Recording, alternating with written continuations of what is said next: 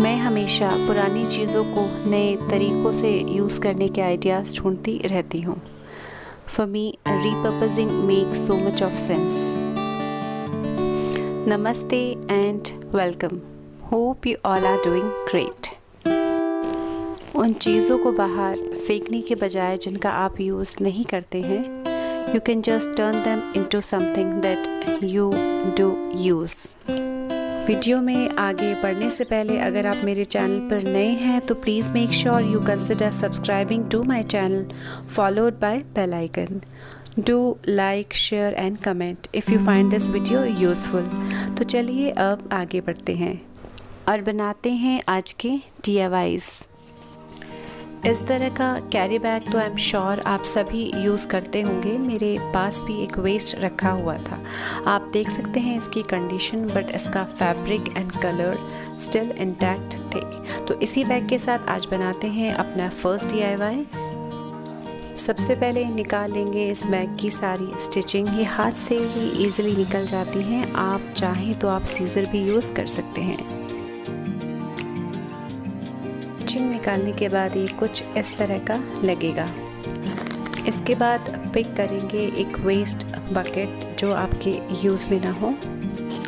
मैंने यहाँ पर ली है वेस्ट पेंट बकेट और अब मैं इसके हैंडल और सारे एक्सटीरियर डिज़ाइन को गैस स्टोव पर नाइफ़ गरम कर निकाल लूँगी. इस स्टेप को थोड़ा केयरफुली करें क्योंकि इसमें आपका हाथ भी चल सकता है.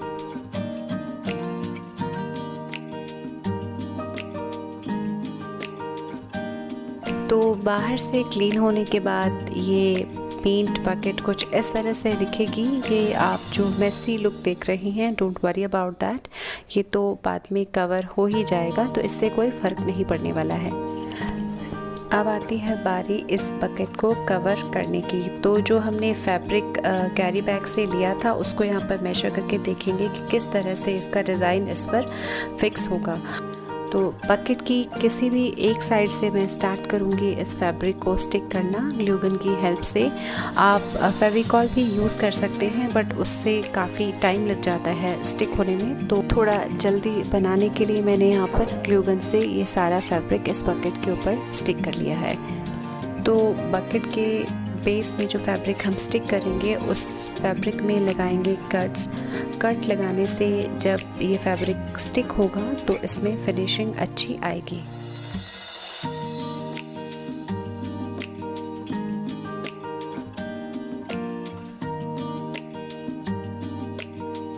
और कुछ बचे हुए फैब्रिक से इसके बेस को मैं अच्छी तरह से कवर कर दूंगी और बकेट के ऊपर की तरफ भी इस फैब्रिक को फोल्ड करके स्टिक कर देंगे. इसके बाद इसको करना है थोड़ा सा डेकोरेट. जो भी मटेरियल आपके पास अवेलेबल हो, आपके पास अगर लेस अवेलेबल हो तो आप इसमें लेस लगा सकते हैं. कॉटन रोप अवेलेबल हो तो आप वो लगा सकते हैं. मेरे पास ये थिक वाली जूट रोप अवेलेबल थी तो मैंने इसको यहाँ पर स्टिक कर दिया है. बकेट के टॉप और बॉटम दोनों तरफ पर मैंने ये थिक जूट रोप स्टिक कर दी है. आप देख सकते हैं जूट रोप स्टिक करते ही इसके लुक में कितना डिफरेंस आ गया है. अब मैं बनाऊंगी कुछ टेसल. जूट रोप से ही मैंने कॉटन रोप और जूट रोप की हेल्प से ही कुछ टेसल्स बनाए हैं और इसके टॉप पर मैं ये टेसल्स को स्टिक कर दूंगी. वैसे टेसल्स को बनाना काफ़ी इजी है, बट इन केस अगर आप चाहते हैं कि मैं आपको बताऊं कि टेसल्स कैसे बनाते हैं तो आप मुझे कमेंट करके बता सकते हैं. और बस इसमें अब और कुछ नहीं करेंगे. ये बकेट हमारी रेडी हो गई है. अब बनाएंगे इसका कवर बनाने के लिए मेरे पास इसका ढक्कन नहीं था तो मैंने ये कुछ मटेरियल मेरे पास पड़ा था. प्लास्टिक सॉर्ट ऑफ मटेरियल है, मुझे आइडिया नहीं है ये क्या है. तो इसका मैंने सर्कुलर शेप में कट किया, इसके ऊपर पेंट किया और इसके चारों तरफ मैंने लगाई है जूट रोप और ये बनकर रेडी हो गया है इसका ढक्कन. और मैं इसको प्लेस करूँगी बकेट के ऊपर और अब मैं इसे यूज़ करूँगी एज अ स्टोरेज स्टूल, जिस पर मैं अगर चाहूँ तो कुशन प्लेस करके एज अ सिटिंग स्टूल भी यूज़ कर सकती हूँ और जब मैं चाहूँ तो इसे एक डिस्प्ले स्टूल की तरह भी यूज़ कर सकती हूँ। In both the cases storage remains as it is. तो इस DIY में आपने देखा मैंने 2 वेस्ट मटेरियल को कन्वर्ट कर दिया है एक useful and functional storage stool में, और वो भी एकदम ज़ीरो बजट में। तो आगे बढ़ते हैं अपने दूसरे DIY की तरफ। ये एक DIY भी है और एक हैक भी। गर्मी के आते ही हम अपने लिए तो AC एंड कूलर्स लगा लेते हैं, बट कभी आपने ये सोचा है कि अपने गार्डन के प्लांट्स को आप कैसे कूल रख सकते हैं, स्पेशली उन प्लांट्स को जो आपने प्लास्टिक पॉट्स में लगाए हैं। वैसे तो टेराकोटा पॉट्स ही बेस्ट होते हैं सभी प्लांट्स के लिए, बट प्लास्टिक पॉट्स की इजी अवेलेबिलिटी होने की वजह से हम सभी प्लांट्स लगा देते हैं प्लास्टिक पॉट्स में।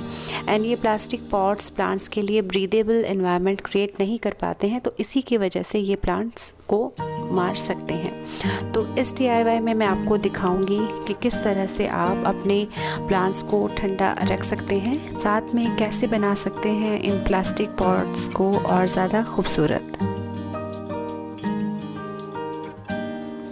तो इसके लिए मैं लूँगी ये रस्सी। इस रस्सी को मनीला रोप भी कहते हैं और शायद इसे नारियल की रस्सी भी कहते हैं। तो इसको लेंगे और इसको डीटैंगल करने के बाद आगे से टिप को सीजर्स की हेल्प से कट कर लेंगे। के बाद करना है आपने अपने प्लास्टिक पॉट को बाहर से अच्छी तरह से क्लीन। इस रोप को लगाने के मैं आपको 2 वेज बताऊंगी। एक, अगर आप इसे लगाना चाहें ग्लू गन की हेल्प से, और दूसरा अगर आपके पास ग्लू गन नहीं है तो आप इसे लगा सकते हैं।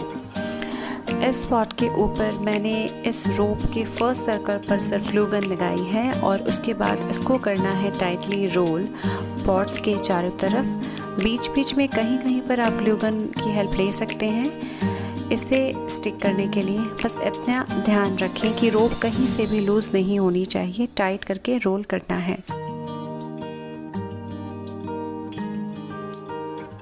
इस रोप में कहीं कहीं पर आप देख सकते हैं मिट्टी लगी हुई थी, तो मैंने एज इट इज़ को रहने दिया है क्योंकि ये बाद में अपने आप निकल जाएगी। बस इसी तरह से इस रोप को इस पॉट के ऊपर स्टिक कर लेना है। और अब मैं आपको दिखाऊंगी अगर आपके पास ग्लू गन नहीं है तो इस रोप को आप पॉट पर कैसे स्टिक करेंगे। इसके लिए आपको करने हैं पॉट में 2 होल्स एक ही लाइन में, कुछ इस तरह से। इसके बाद लेना है कोई भी वायर जो आपके पास अवेलेबल हो। मेरे पास ये एक ग्रीन कलर का पतला वायर अवेलेबल था और इसको मैं इसकी रोप की टिप पर बांध दूंगी और इन होल से कुछ इस तरह से निकाल के अंदर से नॉट लगा दूंगी। नॉट लगने के बाद इस रोप को पॉट के चारों तरफ अच्छी तरह से टाइटली घुमाते हुए रोल करना है और ये ध्यान रहे कि लूज़ बिल्कुल भी नहीं होनी चाहिए। अगर ये रोप ज़रा सी भी लूज़ होती है तो फिनिशिंग नहीं आएगी।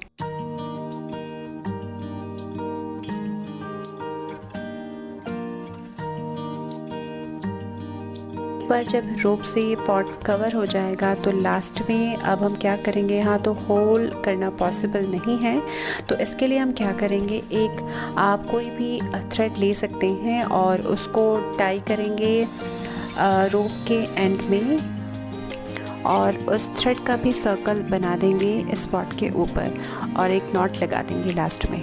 And that's it. बस यही करना है आपको। बिना ग्लू गन के भी आप इस रोप को पॉट के ऊपर लगा सकते हैं। अब क्वेश्चन ये आता है कि ये रोप कैसे रखेगी पॉट्स को कूल। तो इसके लिए आपको ये करना है कि दिन में 2 बार वाटर स्प्रे करें इन पॉट्स पर।